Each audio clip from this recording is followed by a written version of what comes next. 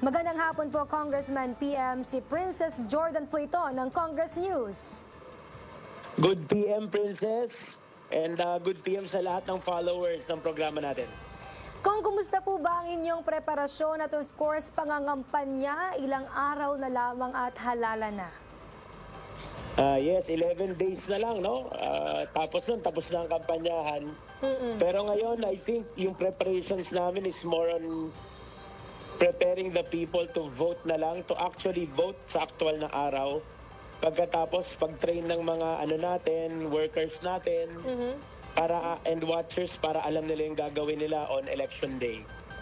Kung ano bang mga plano ninyo sa mga susunod na araw dito sa pagpapaigting pa ng kampanya para makuha na yung mga suporta ng ilan pa sa ating mga kababayan na hindi pa nagkakapagpasya kung sino na yung kanilang iboboto?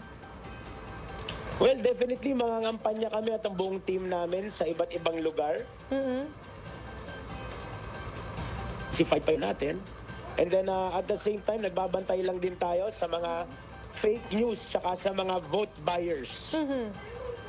Pagdating po sa mga campaign rally, meron ba kayong balak isagawa pa sa ilang mga lugar o maglalaylo na kayo at mas maiging naga-house to house or yung pagkakausap na lang sa mga kaibigan at kapamilya? House to house pa rin, walang tatalo sa house to house. Pero may mga caucus din po tayo sa iba't ibang sectors natin.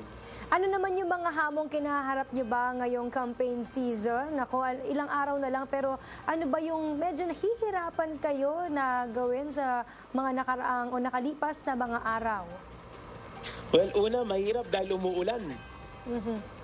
Oo, malakas yung ulan. Tapos pangalawa, maraming fake news na kumakalat.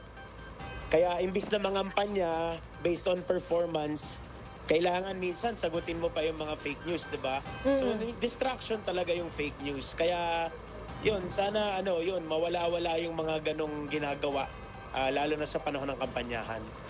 Baka may mensahe na lang po kayo sa inyong mga taga-suporta, maging sa inyong mga botante sa mismong distrito ninyo. Nabanggit nyo ang fake news at maulang panahon, baka may paalala kayo sa kanila?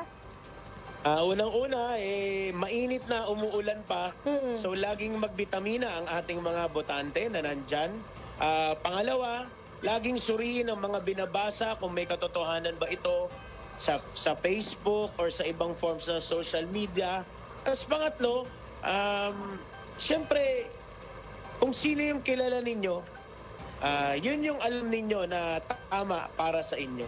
Walang pilitan, basta dapat patas lang ang laban. Ayun. Maraming salamat po, Congressman PM Vargas, sa inyong oras na ibinigay sa amin. Good luck po at mag-iingat po kayo sa inyong pangangampanya on the latter days of campaign period.